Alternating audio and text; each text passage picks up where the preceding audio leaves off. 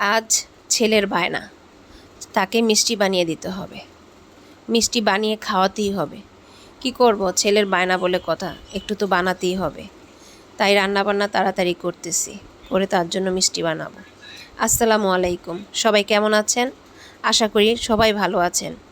আমিও ভালো আছি আল্লাহর রহমতে। তো বলতেছি যেই কথা, রান্না করব। বাড়ি থেকে আসার সময় মা শাক কাটা দিছে, লতি কাটা দিছে, সব একসাথে মা সুন্দর করে মায়ের ভালোবাসার মতন মা দিয়ে দিছে। আয়সা চিংড়ি মাছ দিয়ে ধুন্দুল দিয়ে রান্না করব, ডিম দিয়ে, আর শাক ভাজি করব চিংড়ি মাছ দিয়ে, লতি দিয়ে মাছের মাথা।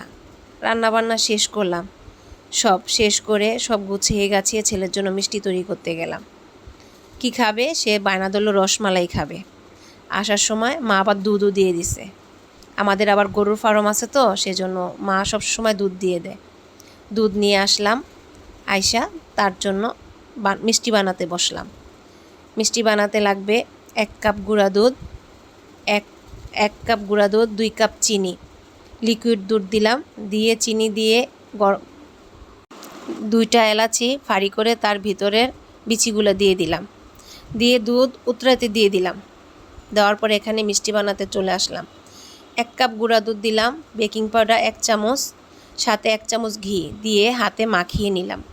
মাখিয়ে নেওয়ার পর একটা ডিম ফাটিয়ে ডিম দিয়ে গুলিয়ে নিলাম।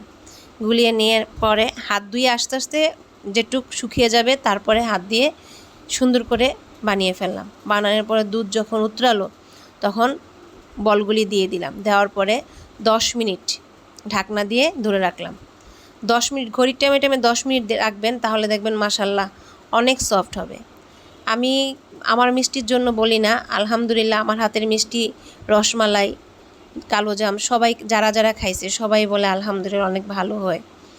এই জন্য আর কি বানাই। ওরা আমার হাতের মিষ্টিটাই পছন্দ, দোকানের মিষ্টিটা কমই পছন্দ। তাই বানালাম, বানিয়ে গরম গরম ওকে এনে দিলাম, ধরো বাবা তুমি খাও।